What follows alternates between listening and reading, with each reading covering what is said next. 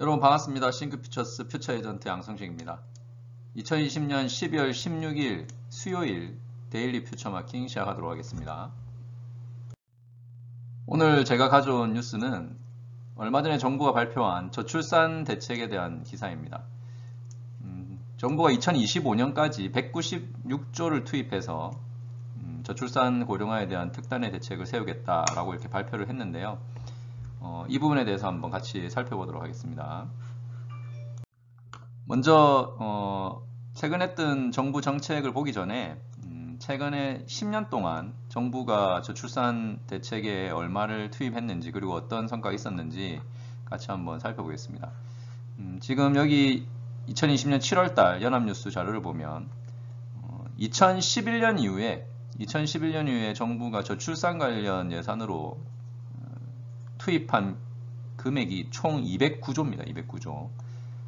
근데 이제 209조인데 실제로 최근까지 우리가 학교 출산율을 보면 작년 학교 출산율을 보면 역대 최저를 기록했습니다. 역대 최저. 결국은 전혀 저출산 문제가 해결이 되지 않고 있다라는 거죠.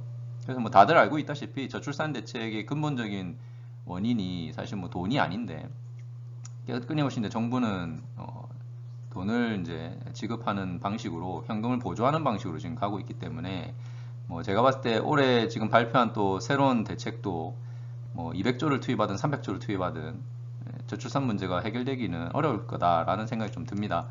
그래서 최근에 우리가 어쨌든 10년 동안 투입한 금액과 앞으로 투입할 금액을 총 합하면 거의 한 400조가 넘습니다. 400조. 뭐 그러면 조금이라도 출산율이 올라가야 되는데 지금 전혀 올라갈 기미가 없습니다. 계속 출산율 떨어지고 있고 아무래도 뭐 최근에 또 부동산 값이 계속 급등하고 있기 때문에 뭐 이전보다 더 출산율은 떨어질 수밖에 없을 거라고 생각되는데 어쨌든 이번에 발표된 정부 정책을 하나하나 또 살펴보도록 하겠습니다. 이번에 정부가 발표한 저출산 대책의 구체적인 내용들을 한번 살펴보도록 하겠습니다. 정부가 0세에서 1세 영아에게 지급하는 영아수당을 신설하고 그래서 이제 영아수당입니다. 지금까지 이제 아동수당이라고 했는데 영아수당을 신설하고 임신, 출산, 진료비 기존에도 이제 지원을 해왔던 건데 지원을 더 확대하겠다. 이제 그렇게 이제 발표를 했고 뭐 그 외에도 또 한번 같이 살펴보겠습니다. 일단 구체적인 금액을 보면 2022년부터 출생아들을 대상으로 매월 30만 원씩 영아수당을 도입한다. 0세에서 1세까지. 그리고 이제 현재 만 7세 미만에게 지급되는 아동수당은 별도입니다. 별도. 그러니까 이제 1세 이후에는 이제 또 10만 원씩 받는 건 계속 받는 거고요. 그 다음에 2025년부터는 한 50만 원 정도 단계적으로 인상을 해서 영아수당을 50만 원까지 늘리겠다. 이런 얘기고. 그리고 출산 시 출산만 하면 200만 원을 일시금으로 지급한다. 그래서 천만남 꾸러미 제도 이것도 2020년에 도입을 한다고 합니다. 그리고 이제 임신부들 이제 진료비 그리고 이제 출산 관련된 뭐 이런 준비하는 데 들어가는 비용 쓰라고 주는 국민행복카드. 이게 지금 현재 사용 한도가 60만 원인데 100만 원까지 올린다. 그렇게 하면 일단 출산만 하면 일단 바로 받는 지급 일시금으로 받는 게 300만 원 정도네요. 300만 원. 그리고 이제 1세까지 영아 월 30만 원씩.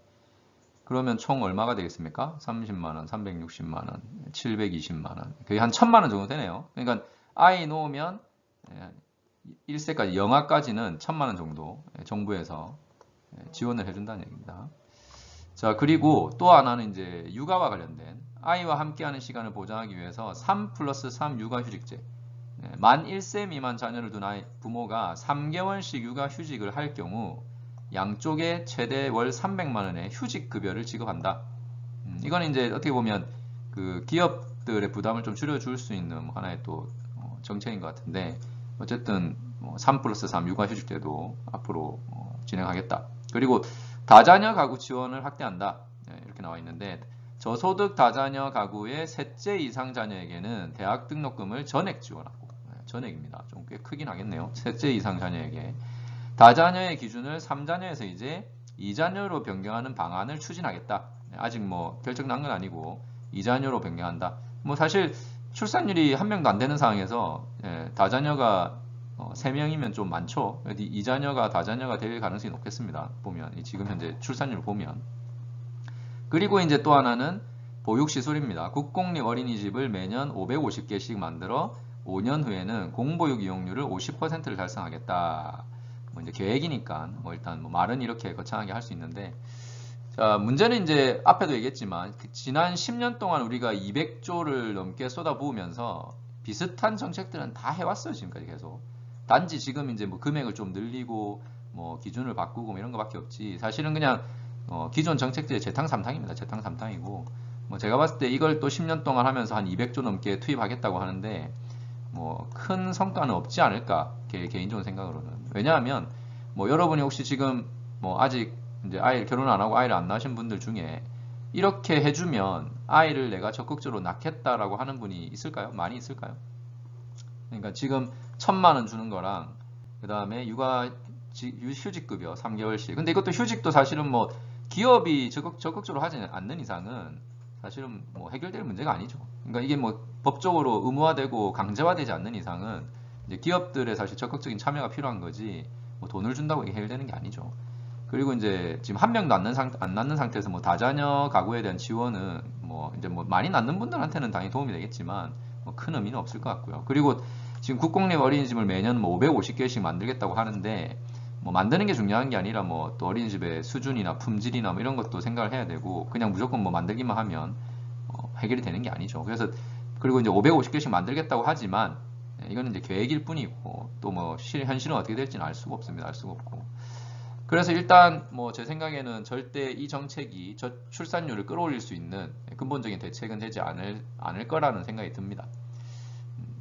그러면 이제 앞으로 이런 대책, 그러니까 현금 보조를 해주는 것 말고 이제 어떤 걸 또 우리가 그러면 고민해봐야 되느냐? 이건 이제 해결이 안 되니까, 이게 뭐 결과가 전혀 뭐 좋지 않으니까 뭐 앞으로 이렇게 해도 큰 의미는 없을 거라고 이제 충분히 다 예측이 되기 때문에, 그러면 이제 현금 보조는 어차피 계속 하는 거고, 더 적극적으로 우리가 인구를, 앞으로 줄어드는 대한민국 인구를 늘리기 위해서 아니면 유지하기 위해서 필요한 거는 결국은 이민정책입니다.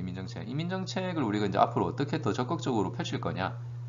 뭐 지금도 물론 다문화 가정들, 뭐 외국에서 들어오는 인구가 많지만 뭐 이제 이거를 또 좀 더 적극적으로 인재 유치나 이런 쪽으로 또 고민을 해야 되고, 그냥 이제 노동자를 유치하는 방식이 아니라 앞으로는 이제 어차피 인재 전쟁이기 때문에 오히려 이제 이런 인재를 어떻게 우리나라로 유치할 거냐, 이런 이제 고민을 하면서 대책을 마련해야 되고, 그리고 국민들의 어떤 이민에 대한 의식들, 인식들, 뭐 이런 것들도 지금 앞으로 계속 교육이나 캠페인이 또 필요할 거라고 생각되고요. 그리고 또 하나는 최근에 이제 우리 사유리 씨가 비혼모로 이렇게 밝혀지면서 이제 한국 사회에 또 새로운 또 화두를 던졌는데, 뭐 앞으로 이런 비혼모들, 그러니까 결혼을 하지 않고 아이를 놓는 이 비혼모들에 대한 인식들, 그리고 정부 지원, 뭐 이런 것들이 또 조금 필요하지 않을까. 왜냐하면 뭐 결혼을 일단 해야 뭐 아이를 놓는 건데, 이제 결혼을 하고자 하는 인구가 이제 얼마나 될 거냐, 이제 그게 문제이기 때문에, 그럼 결혼을 하지 않고도 아이를 원하는 그런 또 뭐 여성이든 남성이든 있을 수가 있기 때문에, 이런 비혼모에 대한 인식들, 그리고 지원, 이런 것들이 앞으로 좀 적극적으로 나와야 되지 않을까, 그런 생각을 좀 해봅니다. 그래서 단순히 그냥 현금 보조 지급만으로는 우리가 이 저출산 문제는 해결하기 어렵다라고 생각을 하기 때문에 좀 더 다양한 가능성과 다양한 방법들을 고민해야 되지 않을까 싶습니다. 그리고 오늘 나와 있는 기사 중에 또 다른 기사를 보면 최근에 일단 신혼 5쌍 중에 한 쌍이 무자녀, 그러니까 25%가 자녀를 안 낳는 거죠. 그리고 지금 현재 11개월째 인구가 줄어들고 있어서 올해 사상 첫 인구 감소가 확실시되고 있다. 그러니까 올해 이제 우리나라 전체 인구가 처음으로 감소를 하는 거죠. 이제 이게 시작입니다. 이제 시작. 그래서 이제 인구 절벽이 심각해질 거라는 생각이 들고 이제 심각성이 느껴지기 때문에 지금 정부가 또 극단의 대책을 뭐 마련했다고 해서 지금 발표한 건데, 사실은 뭐 극단의 대책은 별로 뭐 특별한 대책은 없었어요. 뭐 우리가 뭐 느끼기에 진짜 뭐 대단한 대책은 없고 뭐 재탕삼탕일 뿐이고, 뭐 그런데 이제 부동산 값이 계속 오르고 뭐 결국은 전혀 뭐 해결책이 되지 않을 거라는 게 눈에 뻔하죠. 뻔하고. 자, 어쨌든 이 출산율은 앞으로 우리 국가의 미래, 그러니까 국가의 어떤 인구의 문제고, 그리고 인구가 어쨌든 줄어들면 경제 규모도 줄어들 수밖에 없고, 경제 규모가 줄어들면 뭐 시장이 어쨌든 축소되면서 좋은 미래는 우리가 뭐 예상하기 어렵죠. 일본도 저출산이 우리보다 일찍 시작됐고, 그리고 그 고령화가 같이 진행되면서 지금 30년 잃어버린 30년을 지금 지내고 있습니다. 그래서 한국도 이미 사실은 장기 침체에 들어갔다라는 얘기가 코로나 이전부터 나오고 있었는데 뭐 최근에 뭐 K방역 하면서 뭔가 되게 잘했다라고 계속 얘기를 하지만 지금 현재 상황을 보면 그건 잠깐이었다는 걸 알 수 있죠.